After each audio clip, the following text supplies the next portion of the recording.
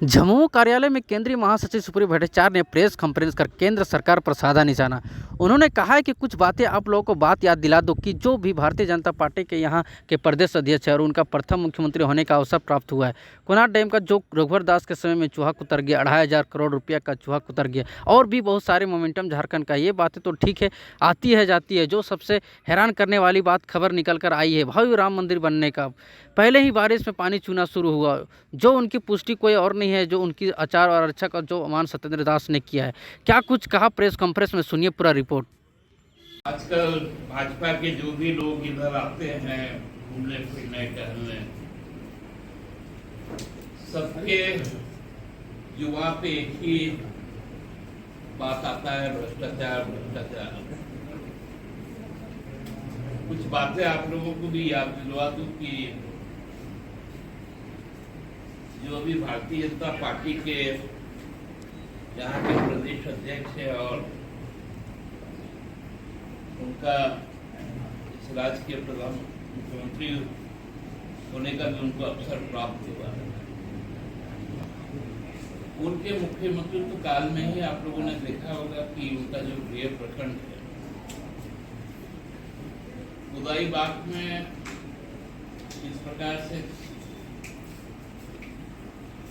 पुल उद्घाटन के पहले ही डर गया था। फिर कोनार डैम को कहा गया जो रघुवर दास जी के समय में कि चूहा उतर गया, 2500 करोड़ रुपए कोनार डैम पर चूहा उतर गया। और भी बहुत सारे मोमेंटम झारखंड का, ये सारी बातें तो ठीक है, आती है जाती है, लेकिन सबसे हैरान करने वाली बात आज जो खबरें निकल के रहा है वो था भव्य राम मंदिर का। पहले ही बारिश में गर्भगृह में पानी चूना शुरू हुआ और इसकी पुष्टि किसी और ने नहीं, जो उसके आचार्य है, अर्चक है, महंत सत्येंद्र दास। जब हमारे जो पीठेश्वर शंकराचार्य लोग कह रहे थे कि अर्धनिर्मित मंदिर है, यहाँ प्राण प्रतिष्ठा नहीं होना चाहिए, लेकिन एक अवतार पुरुष जो अपने आप को कहते हैं कि मैं बायोलॉजिकल तो हुई नहीं, मैं अवतार हूं और मैं जब चाहूँ राम को कहीं पर भी लेके जा सकता हूं, उनके महिमा में जो अर्धनिर्मित मंदिर है, पहला बारिश ने ही सारी कथा व्याख्या, केवल गर्भगृह नहीं चूरा, जो राम पथ का निर्माण किया गया वो भी पहली बारिश में ढह गया। जो रेलवे स्टेशन जहां भक्तगण जाते सबसे बड़ी संख्या में, उसकी चारदीवारी भी गिर गई पहली बारिश। ये है भारतीय जनता पार्टी का भ्रष्टाचार का एक नायाब उदाहरण, जिन्होंने ईश्वर को भी नहीं छोड़ा, जिनके लिए भ्रष्टाचार ईश्वर से भी ज्यादा प्राथमिकता वाली चीजें।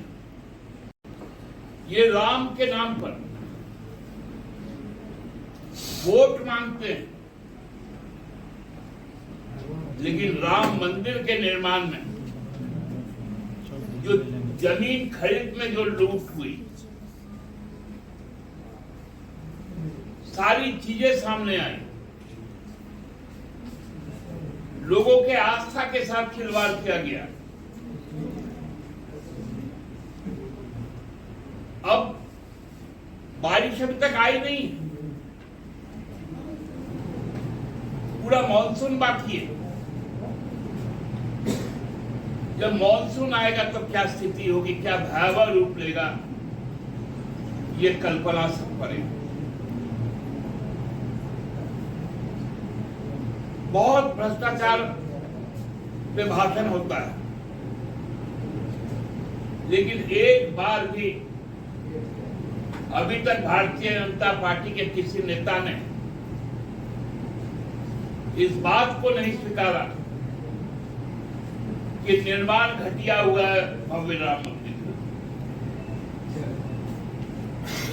उसमें पैसे खाए गए। गुजरात लॉबी वहां काम की,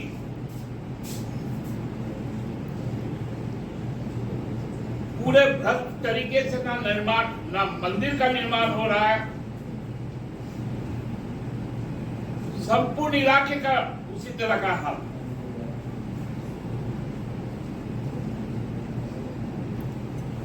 ये है भारतीय जनता पार्टी का सच्चाई।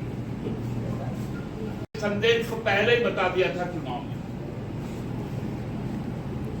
कि तुम्हारा लूट और राम के जो लंका गमन के रास्ते में वैसे 7 जगह जिसमें चित्रकूट से लेकर रामटेक से लेकर रामेश्वरम तक हर जगह बीजेपी चुनाव खड़ी। ये बतलाता है कि प्रभु श्री राम का नाम का जो दुरुपयोग उन्होंने किया, उसका ये प्रतिफलन। हम लोग आज बहुत आहत है इस बात से, क्योंकि जो सच्चा राम भक्त है वो इस बात को कतई बर्दाश्त नहीं कर सकता है कि उसके आस्था के साथ भ्रष्टाचार मिला।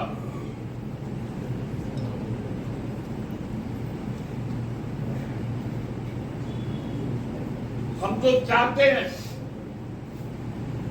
कि यदि निर्माण जो स्मारक है वो यदि चाहे तो हम जाके वहां कार सेवा देने को तैयार हैं।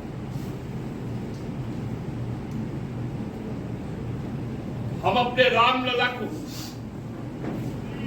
बारिश में भीगने नहीं देंगे, क्योंकि उनका जो धनुष बाण है वो हमारे साथ।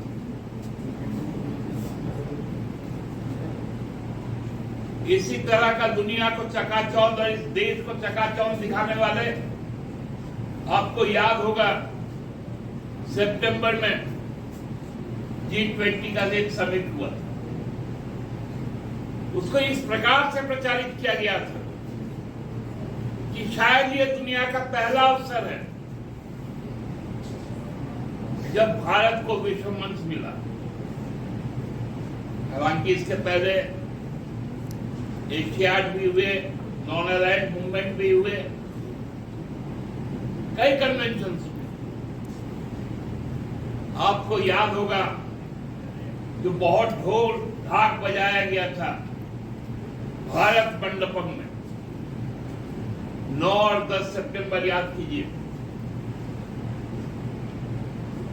उस दिन समिट के बाद 12 तारीख को दिल्ली में पहली बार बारिश आती है और संपूर्ण भारत मंडपम उजड़ जाता है। यह है भ्रष्टाचार का प्रतीक।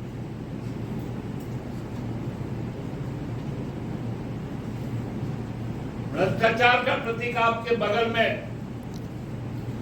हरमू नदी का नाली बन जाना,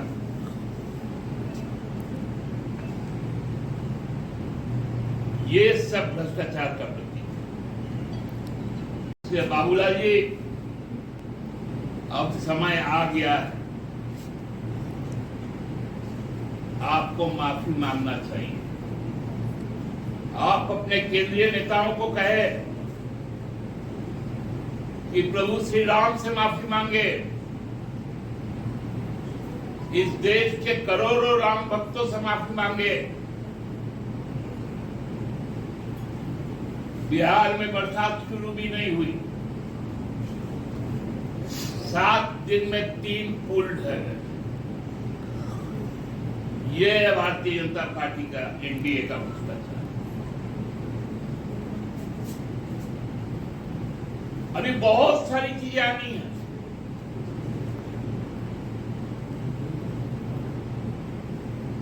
गुजरात का जो मोराबी में हुआ था वो तो आपने देखा ही था।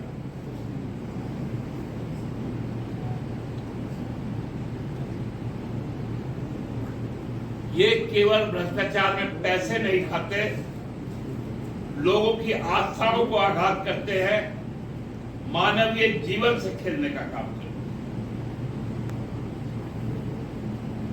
इसलिए अब उनको समय आ गया है, जनता जवाब देगी और 2024 में देगी। एक बार दे चुकी है, दोबारा उसे फिर से मौका मिलेगा, वो पुनः जवाब देगी।